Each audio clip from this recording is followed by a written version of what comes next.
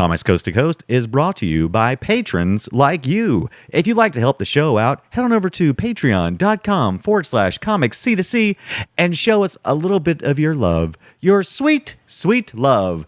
I mean, like $1 worth of love. And we'll take that love and hug it and squeeze it and make it do podcast things that you'll enjoy. So come on, see what happens. This is Comics Coast to Coast. Hey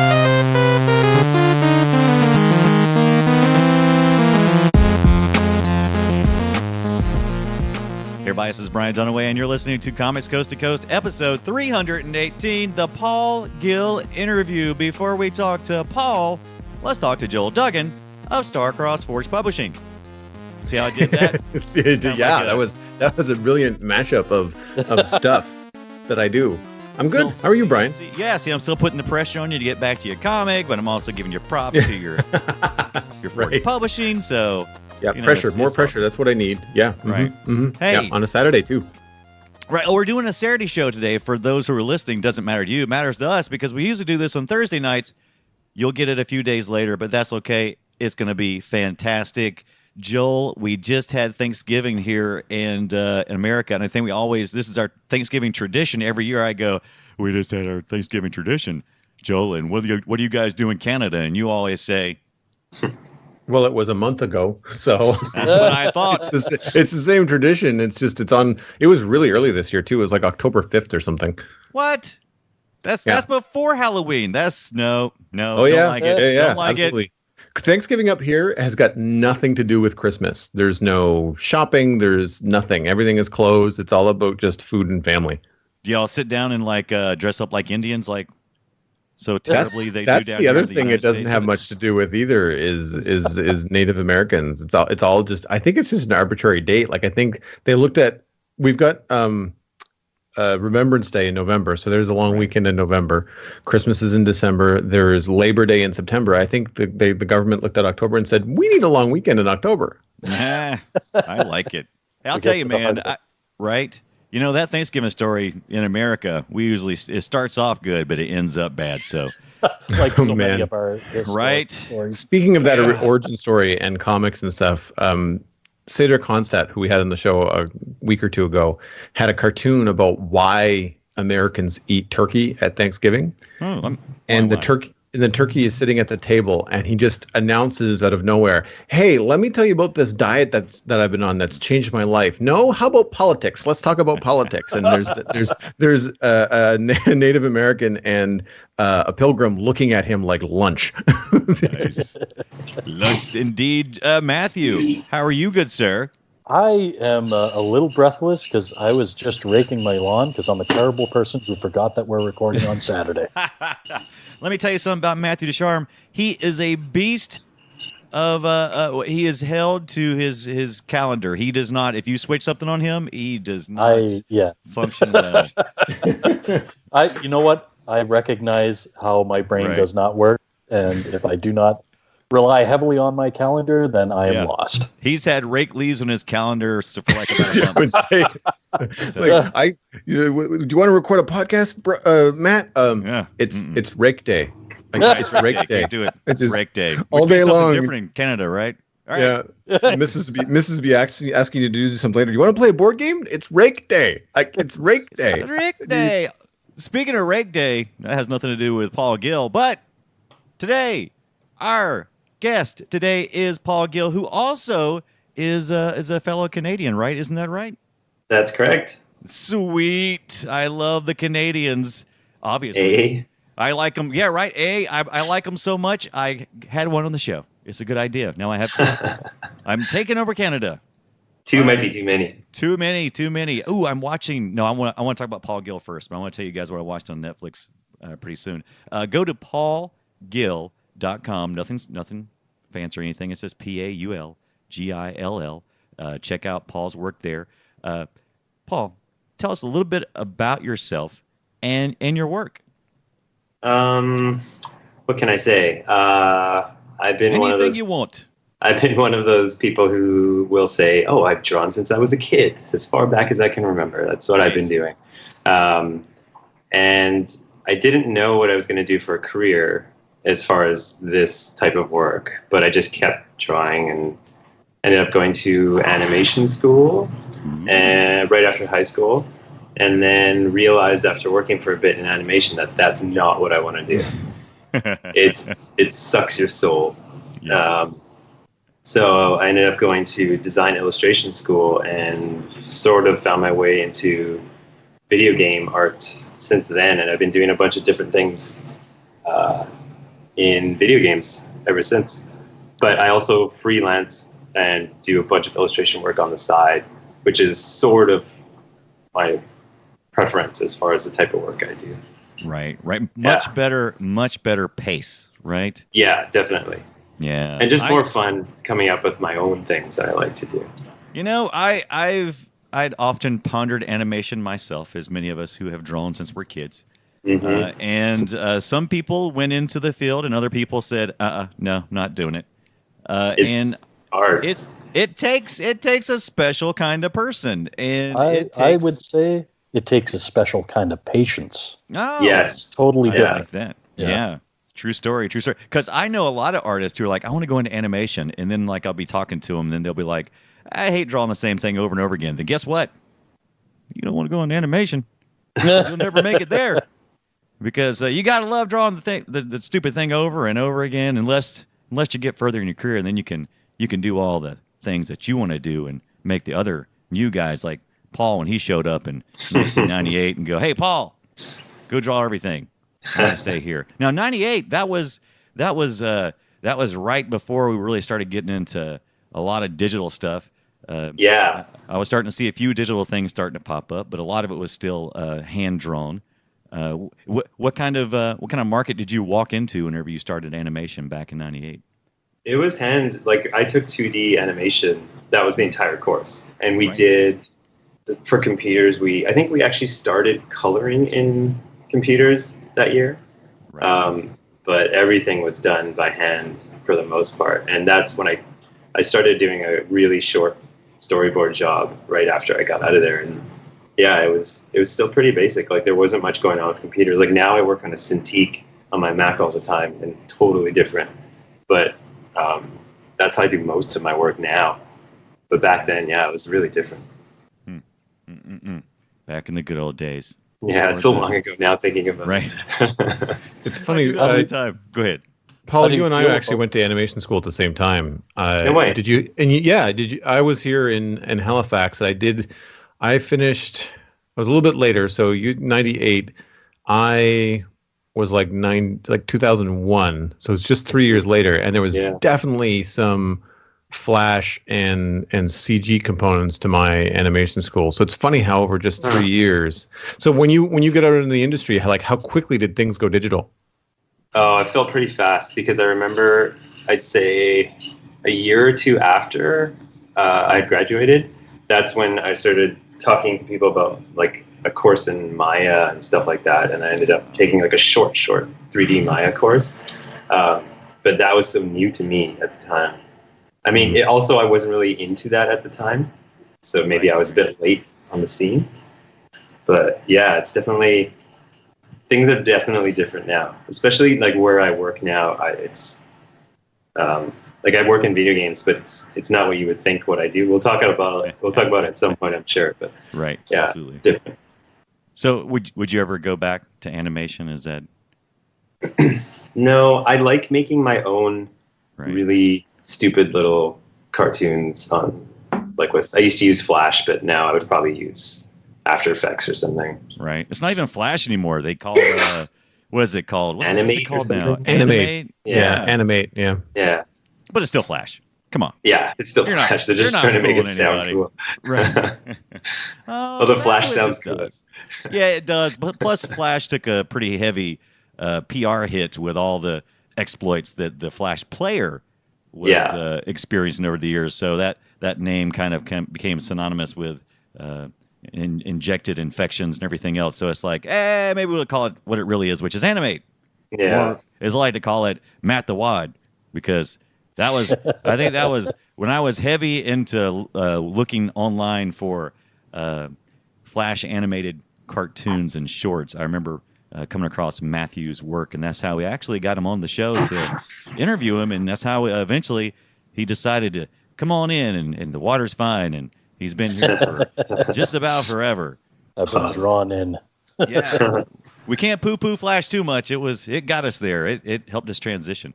Do you guys remember when I don't know if you guys see about that time you was coming in and looking at Flash and everything? That was about the time John Kay was trying to come back in with Spumco and was doing a couple of different projects, and it was all in Flash, and it was an exciting time, and I truly believed that there was going to be a late '90s, early 2000s renaissance of Ren and Stimpy and those kind of cartoons. Just never happened.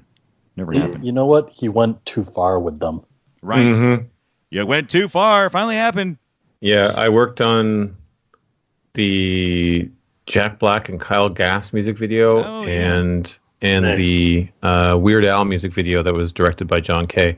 And it's funny because working with him, he's super nice and very generous with his time. And I was mostly production managing, but I was, I had an opportunity to animate a scene here and there.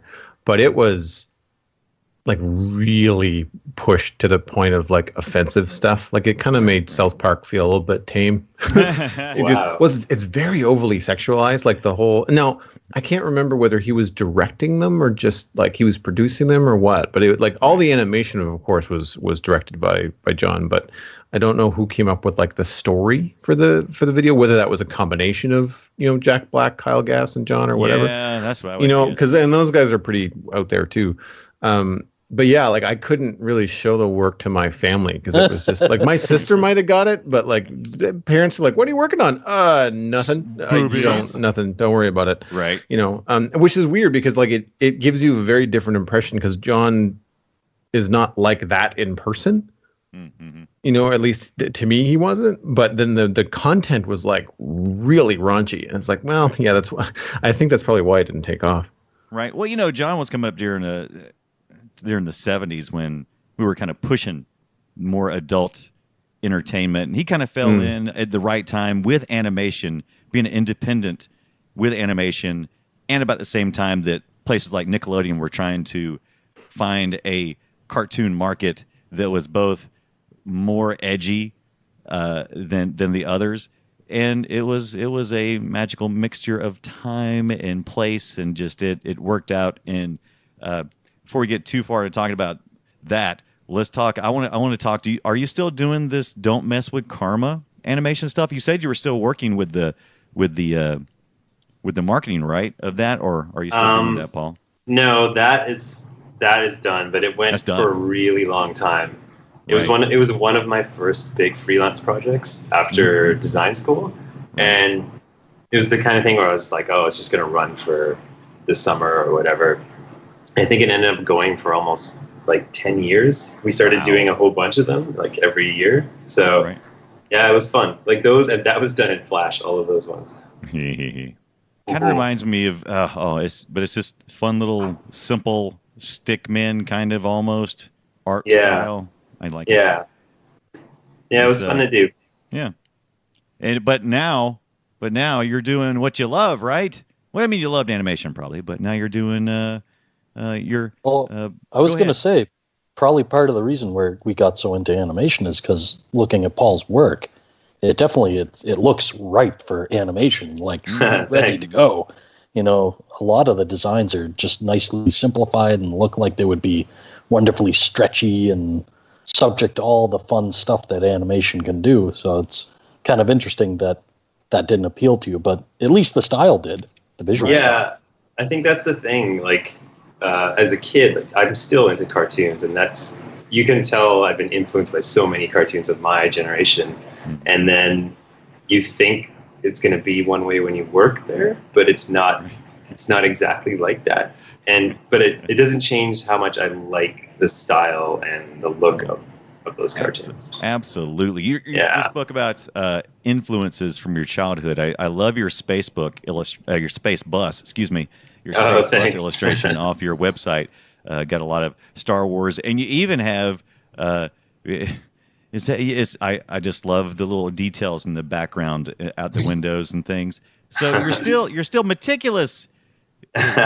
Even though it's simple, you're still meticulous about the little elements and things. I enjoy that. Sometimes too meticulous. Right. So we have an upcoming episode of Comics Coast to Coast here that we do every year, which is we try to do something Christmas related, and we usually do Christmas specials. We've done that a couple of years in the past, and this year we're looking at doing something that's more specific to certain shows. So, is there a cartoon from your childhood that had a Christmas special, kind of like He-Man? I don't know if you've ever seen the He-Man Christmas special. Right. Is there any that stands out in your mind as a winner, or just rememberable? You know which one? So this is a little bit off of illustration, but one that stands out in my memory all the time, and it never airs anymore, is the California Raisins claymation special. Oh, that one was fantastic. That had the two dinosaurs. The two dinosaurs that kept going around into different things. It's so weird. It's like burned into my memory, but I never see it anymore. I totally forgot about that. But that was a pretty amazing. That was back when claymation had that little second revival. Yeah. I used to love that as a kid when I'd wait for that one. But I mean, I still love like the Garfield one and Charlie Brown. We just watched The Grinch last night, my wife and I. Right. It seems early to us for Christmas things to be on, but it was an American channel, so I think it was airing during the football Thanksgiving. Yeah. So y'all get American TV up there, but not Netflix, right? Y'all get the Netflix. We don't get American Netflix. We used to be able to sneak that, but not anymore. That's crap. They've gotten pretty strict about that now. That's crap. Yeah. You don't know what you're missing. I know. Right. Don't tell me. Don't tell me what. Well, I'm going to tell you anyway. But speaking of Netflix, I actually was watching the Jim Carrey, Andy Kaufman documentary they have on Netflix. Are they putting that on Netflix in Canada? Yeah, because that's a Netflix original. Right. It's funny because that's the movie my wife had never seen, so I made her watch that with me last night. That's kind of funny that you mentioned that. Yeah. Yeah. What'd you think about that? I really want to watch that documentary because I heard a lot about it before, just rumors about how crazy he was acting, and now that there's footage of it, I need to see it. Oh yeah. Did anyone watch it? I watched most of it earlier today. I like to throw in the documentaries on the Saturdays. I'm not raking leaves. I'm inside, but I still like to, I like to have that little bit of something learned and entertained all at the same time. And I was entertained and also learned that Canadians go crazy when they get older. I'm kidding. It's true. Jim Carrey's hanging on. He's hanging on tight, man. I know. It's kind of neat. I like to watch him become this new creature that he's becoming. It is interesting. I hope he hangs on and doesn't cross the line. So far, he's still, he's straddling that goofiness. So we can always hope. He's got the beard. Now he just needs the crazy person sign and to hold on the corner and shout at people. And the Kleenex boxes on his feet. Oh, that'd be even better. Are you using those Kleenex boxes? I need some new shoes. Weird stuff. All right, so Paul, the Drawbridge. You have this. This is part of your personal marketing. What is the Drawbridge? It's just me. It's my personal work. It's like, it's just everything that's in my head. That's where I get it all out with. Gotcha. Like I have the two books that I put out that are just these one-page illustrations. I mean, they're kind of like one-page comics, each one of them, but they're really random. And I just draw all the time. I just draw almost every day, and I just do one of those every day. And then I have so many, I just compile them into a book. But that's kind of my world, I guess. Did you get some progress towards book 3 this past Inktober? Oh, yes. I have more than enough for a third book already. I just don't have the time to put it together yet. Right. Yeah. That's what's great about Inktober. They don't tell you, especially if you're an illustrator who does a lot of inks and stuff like you do. Most of your stuff is that I've seen. Most of your work has just been the inking, and that's perfect Inktober, and it works right in for your book. So, it's win-win. Yeah, I was going to say, do you count that as a win in your book? October, just win. Oh, I love it. Yeah. it's hard to find the time. I mean, with a kid now, it's harder to find the time to fit it in. But it's I always feel like my drawings are so much better right near the end of October. Right. Just from the practice. I think that's someone's mentioned that recently to me, and I was like, I told them, I was like, I love this time of year, and they say, yeah, but you're an artist, and I'm like, what's that got to do with anything? And it's like, I don't know where he had picked up this interpretation that artists seem to thrive more in the fall and I guess winter. I don't know. Maybe we're not outside raking our leaves, Matt. Is that you rake your leaves? So damn it. I don't know why he applied that to me, but I started thinking about it. I'm like, yeah, I really do. I do a lot more creative things in October, even before Inktober came along. We have all this big gathering of artists. It's just an interesting thing to me. I can't understand why. Any guesses why we seem to be more creative in that time period, Joel? I'm guessing just because it's the whole back to school vibe that you spend 20 years of your life getting more productive as you get back into September. I'm sure weather has a lot to do with it. But I mean, there's also a lot of places in, we'll say California, where it's just nice all the time. So you don't necessarily have the weather pushing you inside. But I think it's probably just that school mentality. And I don't know whether it's because, like, if you're doing anything that you want to market, like if you want to put out a product, generally you get busier in the fall because you want to get the thing done and available for Christmas. Right. Well, also, I got a question for Paul and Joel here, because in New England, we have what's called like New England Gill. If it's anything close to a nice day, all you can hear in the back of your head is your mom saying, "Go outside. It's going to be snowing in a few weeks," Yep. So like if you're not outside during a nice day, you kind of feel like guilty somehow. Oh yeah. No, that's how I judge my video game time. If it's sunny, I can't do it. Even it's a Saturday afternoon and I want to play video games. If it's nice outside, nope, I won't. I'll have to go. I'll do something, like grocery shopping or go to a craft fair, or even if it's just like to walk to go get a coffee. Like I'll have to spend at least an hour outside before I'm like guilt free. Okay, it's dark now. You gotta I wash can it now. out. I can play Minecraft at 6 o'clock because it's now dark. That's hilarious. Oh, okay. So, Paul, you have a day job. Yeah. Can you talk about that for a little bit? Your day job, or is it okay? Sure. Good. Yeah. Okay, so you do. You work. You're a marketing artist at a mobile game company, a thinking ape. Yeah. So, describe that job to us and kind of what you do. So we have, I think, 4 games right now that we work on at the studio, and I am the lead of the marketing arts team. Right. And we basically put together all the ads, video ads, app store, like screenshots, just promotional material for all the games. We put those together. So it's kind of nice because you're not fully working on an actual production of a game, so your time isn't as stressed. And then you also get to work on so many different things. Like one day I'll be doing a video, one day I'll be doing just Photoshop work, one day I'll be illustrating something. It's kind of nice. It's just a lot of different things I get to work on. It's one of my favorite jobs in video games that I've had. Oh, that's great. Yeah. Great. So do you work on the website any? No, I don't do website stuff. Good. It's a pain. It is a pain. That's why I don't do it. I love website stuff, but God, it's such a pain. But I was looking at a thinkingape.com, by the way. A thinkingape.com is what it looks like.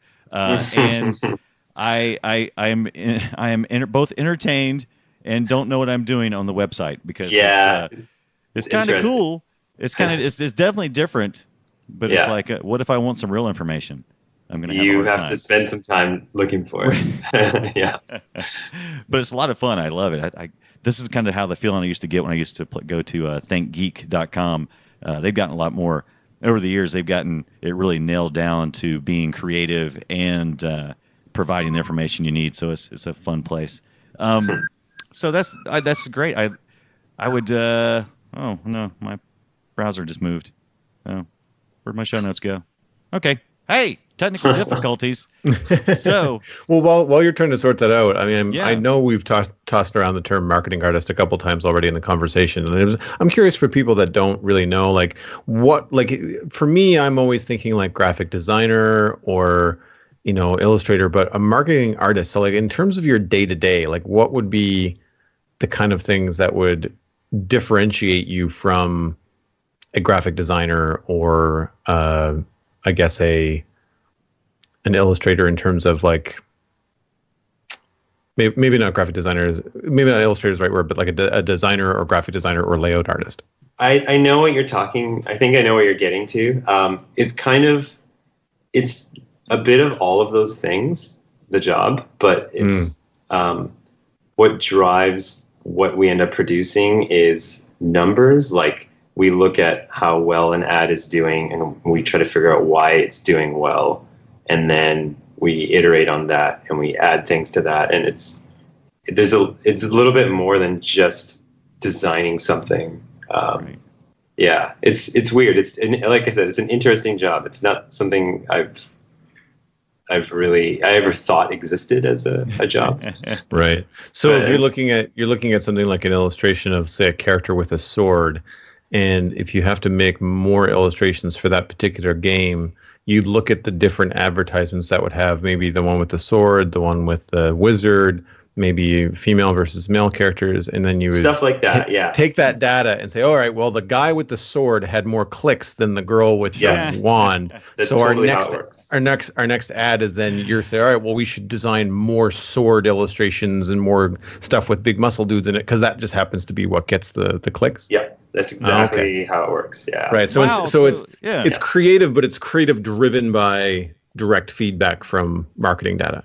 Yeah, and then that's why I also need my personal freelance as an outlet to do stuff that's not driven by numbers. It's just comes from my brain, comes from my soul. Kind of thing. Because it's not like the numbers might say this is what the people like, but what the people like might be really maybe an ugly thing or something that you really don't want to do. Yeah. So many times I think I've designed something that looks like just amazing, and then something else that's just kind of crappy, and then the one that's crappy always seems to do better.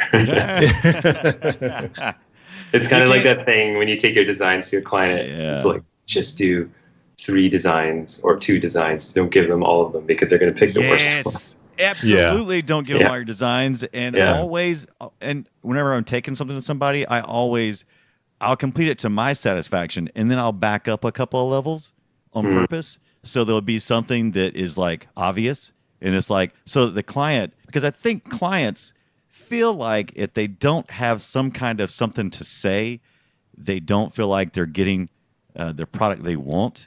Oh my God. So I always leave just a little something so they can. It's something obvious usually. So they just come in and it's like, oh wow, that thing is way too big over there. Oh, you're right. That's so smart. Let me just shrink that down for you. How's that? You're a genius. Tricky. I'm gonna totally do that next time. Oh, absolutely. It works every time. And like I said, because if you bring them, perfection in your eyes, they will find something to change, and that'll devastate you. Yeah, and they'll change it last minute on you too. Absolutely. So give them what they want, sort of, kind of. Hey, I'm looking on your Instagram. So I'm on your Insta. And I'm looking and I see where you posted you were seeing if anyone was using the mobile Studio Pro 16 yet. So do you have the Cintiq Companion or any of that? What do you have? Exactly. I have a 21 UX Cintiq on my desktop right now, which has lasted me a long time. I love this thing. But last year I bought one of the new iPad Pros. Mm-hmm. And I love that thing for sitting on the couch and sketching and stuff. It's so good. Right. It's way better than I thought it was going to be. Right. Yeah. I love that. And I've looked at them too. I've also been curious because every artist I talk to, it's like, oh, you got the 21. It's what I got, and it's like, yeah, but what about all the hybrid things and the companion? I'm curious about the one that runs on Linux, and I'm curious about the one that just it's a standalone. Because I'll tell you, man, even with I got a 13 HD because I like to be kind of portable. But let me tell you about the 13 HD. only portable in the fact that you can carry it. But, other than that, you got like a slew of cables coming off that thing. There's like 2 cables on one side, another cable on the other side, and there is a lot of cable management. So you're not free and untethered like a iPad Pro or something. Have any of you guys tried the Cintiq companions, the new ones? Love to try one. I have not. I haven't tried the new one. I've tried a few of them because there's actually a store near me that has them out for trials. They're really nice, but I'm really sensitive to lag when drawing, and if it's not almost 1-to-1 as far as what I'm doing with my hands and the lines that appear, I can't do it. Yeah. And that's why the iPad Pro really impressed me, is that it feels like drawing on paper. Right. It's really good. Yeah. In some ways, it's almost better than my Cintiq, but it doesn't quite work as well as my Cintiq. I can handle a little bit of lag if I'm in painting mode. If I'm inking, though, it drives me mad. The pencil, no way, because I can't relate to that in any real world way, because when I use a pencil, it's instant. Yeah. Paint sometimes, even in real life, it seems like it kind of lags behind before the paint actually absorbs into the canvas. So it's kind of okay for me, I suppose, but nah, can't stand the lag. Drives me nuts. Mm-hmm. Well, I can tell you the Surface is pretty decent. Mm-hmm. Oh yeah. Like I have the Surface 3. It's not even the most recent one because I'm a cheapo. Right. And I did a few pieces of artwork on it, and it suited me fine. I mean, the only thing I missed was being able to use some of the keyboard shortcuts for Photoshop, but you can always get the little additional keyboard or even a Bluetooth keyboard that you can keep off to the side or something. Little buttons. Hey, I'm also on your Instagram, and I noticed that you've got I guess it's about a year ago or so, you were using a lot of Micron pens. I know you say you work on the Wacom a lot, but do you do a good bit of old school stuff too? Oh, I try to always do ink work. Yeah. Right. When I'm at work, actually, my work notebooks are usually just full of drawings. Yes. But that's just, I have to draw. It's such a different thing to draw on paper versus digitally. It's just always different. Yeah. And if I don't do both, I feel like I'm losing something. Right. You know what I mean? Like you kind of forget. Yeah. I agree. Absolutely. You do lose something. I think we forget that particular feeling of drawing, because there's a real big difference between the surface material. Even in the Cintiq. The Cintiq's got this nice finish that it kind of drags the pen a little bit. It's got a little bit of drag to it. But I picked up one of their little small tablets, the ones that like it's not the Intuos. It's something like the Intuos. They're the replacement for the Intuos. They started using, and the surface is just too slick. It's just it doesn't feel right, and I can't convince myself to use it. And I guess it's once you learn something in a certain way, and then you leave it alone for a while, because I used to work on an Intuos all the time, and I remember those slick surfaces. And I used to be able to do things that I couldn't do anywhere else. But now trying to go back to it, I can't remember. So it's not like riding a bike. It's definitely more like lifting weights. If you haven't done it in a while, in one way, you'll lose it. Yeah, I'm the same. Flabby. Whenever I try to just I don't really want to turn the Cintiq on right now. I'm just going to use the tablet on my screen of my desktop. And after using a Cintiq for years, it really is not as easy as you remember it to go back and you can still get the lines that you want, but you end up zooming in and doing things you don't normally do. Whereas with the Cintiq, I find that you can get a little bit more done just directly.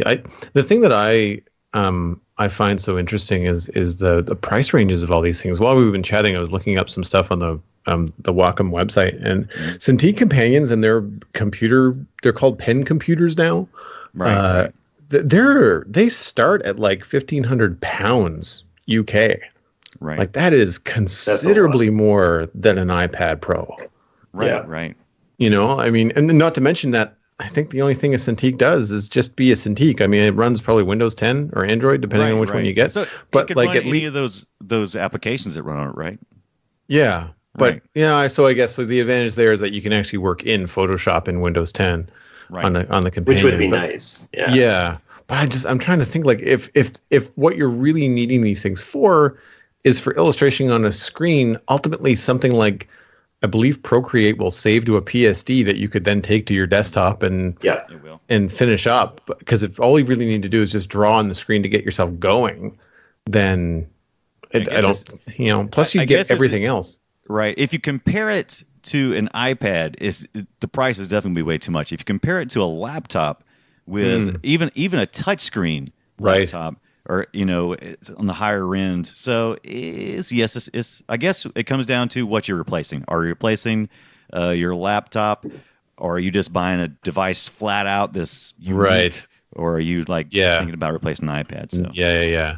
No, that was my thought going into even buying the iPad Pro, because I didn't want to get rid of my Cintiq and my Mac. I like the setup, but I wanted something that would let me just be able to sketch. I know I can use paper and pen, but there's something about just getting some color and ink down and just digitally, something easy, and that's where the iPad Pro just fits so well. Yeah. Do you have any favorite apps that you're using right now? The Sketchbook Pro app is the best. Oh, yeah. As far as mimicking how well line work flows compared to the Cintiq, it's the closest I've had. Yeah. I like their. I've always liked their desktop, and from what I remember, the way that their tool selection and stuff works, if it's not changed too much, then it would be really handy for an iPad, because there was not very many keyboard shortcuts. It was all dragging with your pen from a certain location to get different tools. Right. You're right. Oh, wow. I haven't even looked at the new Cintiq stuff, Joel, and I'm on their website now, and it all looks different. It all looks different. Yeah, it's all changed a lot. I mean, I have the 24 HD Cintiq, which is some 27 QHD. No. Yeah, the 27 is bigger and lighter than the one that I have, and my one regret, which I'm sure I've mentioned on the show, is that the monitor alone on the 24 is 32 pounds, which means it's too heavy to put on an arm. Right. And the base is 32 pounds, so the whole thing is 64 pounds. Wow. Which is not mobile with a capital not. Right. But then like the 27s they're only 20 pounds or something, so you can mount them on a Visa arm, which means that for your tall people like me, you could keep the Cintiq at the same desk and either stand or sit depending on your mood. I'm stuck sitting because there's nothing heavy duty enough to hold the 32 the 32 pound monitor. I mean, I could use a television arm, but they don't tilt to give you that drawing desk, because they're television. It might have 10 degrees at most, but the Cintiq ones, the monitor arms, they're meant to kind of kick back and hold themselves in place so that as you draw and put pressure on it, it doesn't go anywhere. So I find that what's nice about some of the newer stuff is that even though they're big, they're lighter. And they have a remote control. What is this? Yeah, there's that too. Yeah, that's the one thing I do find with the Cintiqs. It's nice to draw on a big screen, but your buttons and your keyboard are either really far out of the way, or hidden. I end up with a sore back, because to get the Cintiq in a comfortable drawing position for me, my keyboard is essentially under it, which means I can't see the keys, and I can type I can type without looking, but I can't hit specific key combinations without I don't necessarily need to look at the keyboard, but it needs to be in my peripheral. And if the bottom of the monitor is cutting off the peripheral for the keyboard, I just can't function. Or vice versa, if there's not enough vertical space between the keyboard and the monitor, I end up hitting the monitor with my hand, and it just I've not found a very comfortable way to work. Now, I saw an image online, I think it was on Instagram, and it was Loish, an artist from Denmark. I believe she's from Denmark. And she has her keyboard somehow fixed to the top right-hand corner of her Cintiq. Oh, weird. She loses maybe a little bit of screen real estate. Or she's got a special shelf that pulls it just outside, because there's a good 3 or 4 inches at the top of the Cintiq that are just unused as far as the screen goes. So she actually has her hand up to the top left. Weird. Sorry, I said right. She's the top left because she's right-handed. And so she can see all the keys and do all the things, but then you've got both of your hands up on this. That's really on cool. this I'm thing. kind of just doing that with my keyboard right now to see what it looks like. Yeah, so I don't know exactly how you would fix it up there. You'd have to find. I see how you could do it. Yeah, you could totally do it. Yeah, Always a solution somewhere, isn't there? Velcro. Anyway, so some custom jobs I think are definitely in there. I've also seen Matt Core, who we've had on the show.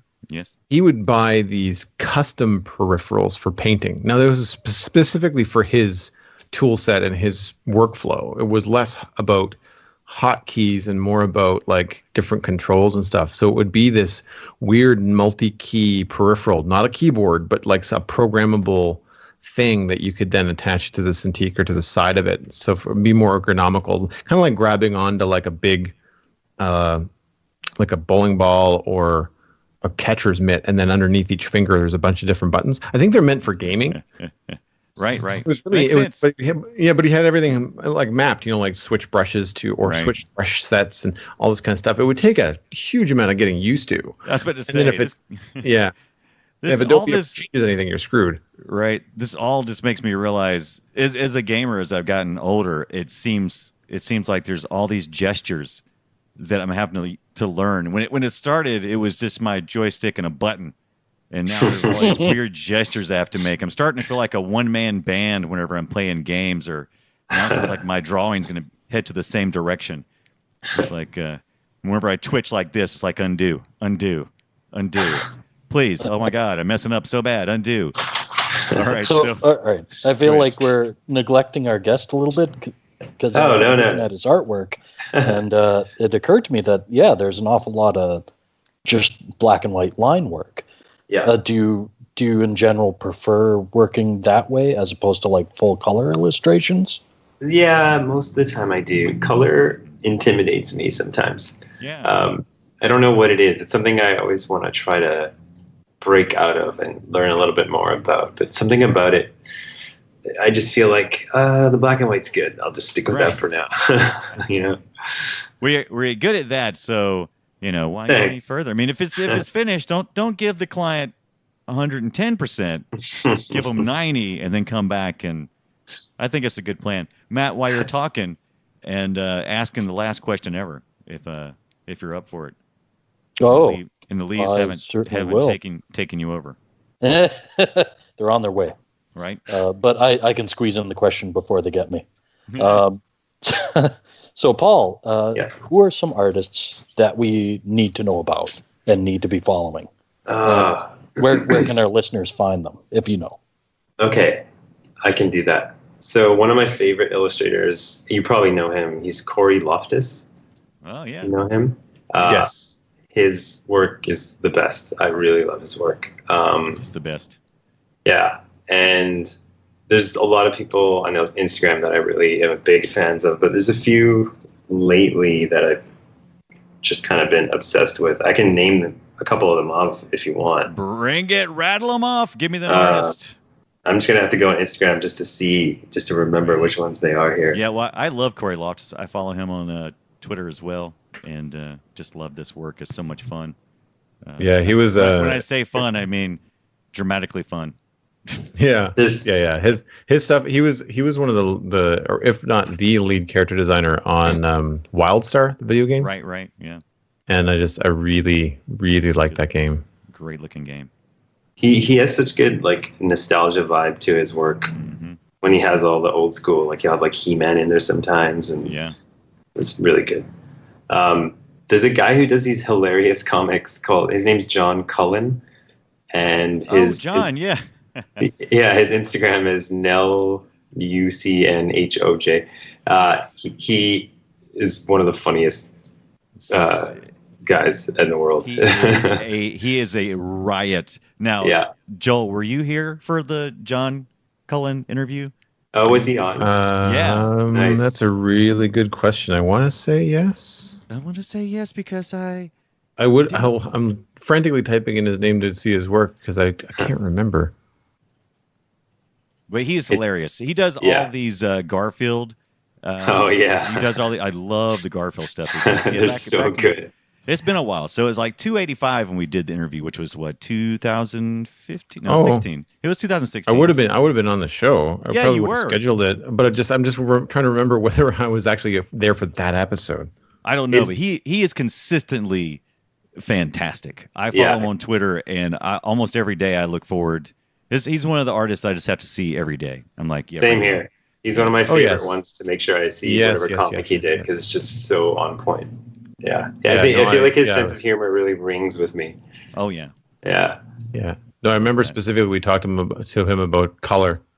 Yes. Yeah. Yeah, he's good with color. Yeah, much for fun. sure. Got anybody else? Yeah, there's a guy named Tom Booth. He's from Brooklyn. His Instagram is Tom Will Tell. His work is so good. He does a lot of black and white stuff too, but it's just really, really nice character designs and just the line work is amazing. Ooh. This is. Are you looking at it? Yeah, I love the silky smooth colors. He's got he did an 11 recently. 11 from Netflix's Stranger Things, and that is just so good. Smooth. And when you watch his little process videos of him actually sketching stuff out, it's just it's amazing how fast he does the stuff. He's doing some. So good. Okay, so I'm adding him, following him. Do you follow Grickle? Grickle. Unsure. How do you spell that? Do you know? On Instagram, just search Grickle14. All right. Grickle 14. He's awesome. Uh-oh. Joel found him. How do you... I'm sorry. Matt found him. How do you spell Grickle? I'm not spelling it right. Great. I'm no good. Like pickle, but with a G. Pickle. Oh, like Pickle Rick. Okay. Yeah, he's great. Grickle, what was the number 14 you said?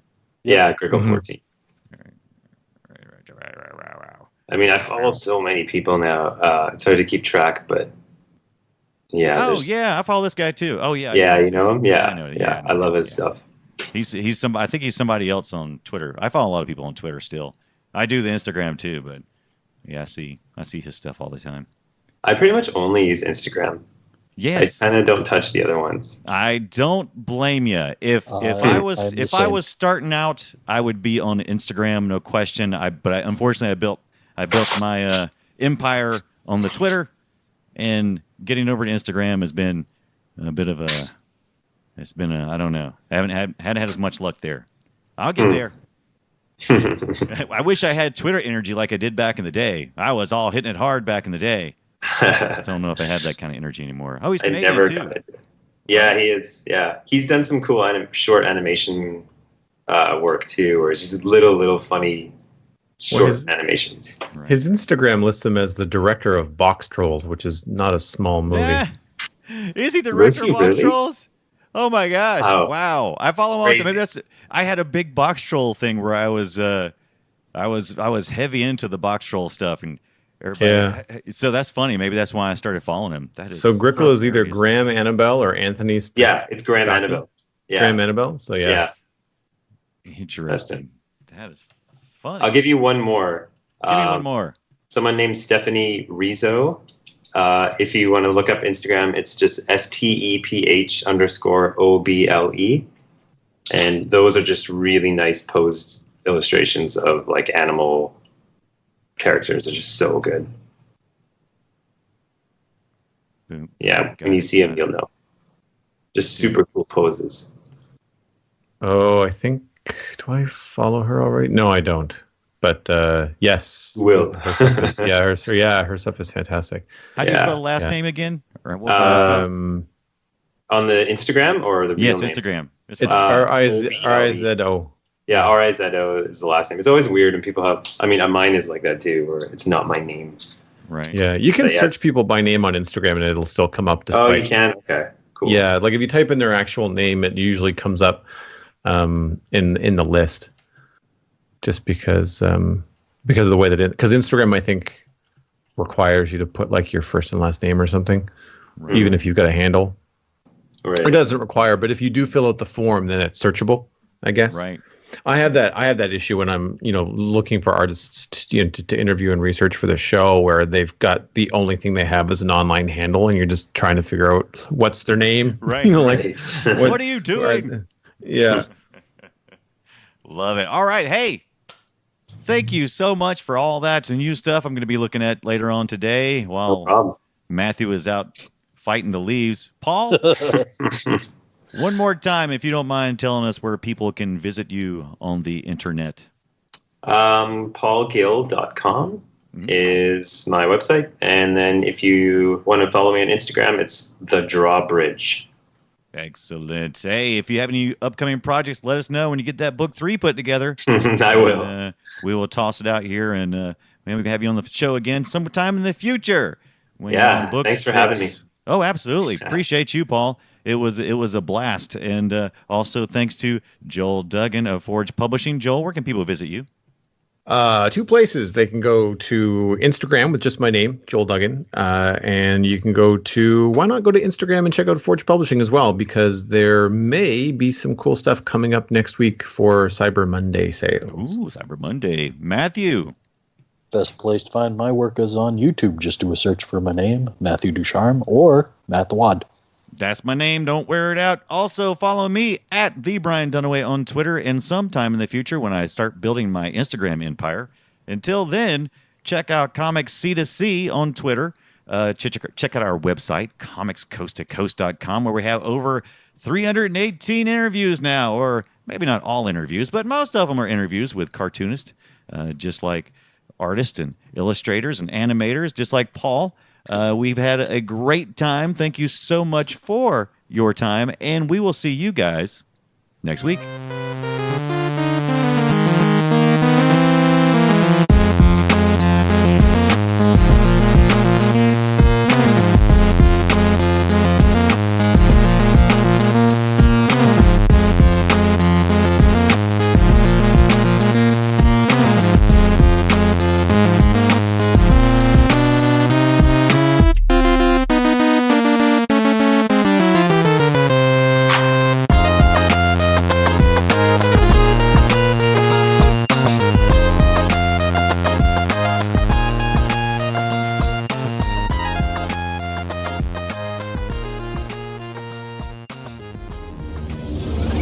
This show is part of the Frog Pants Network.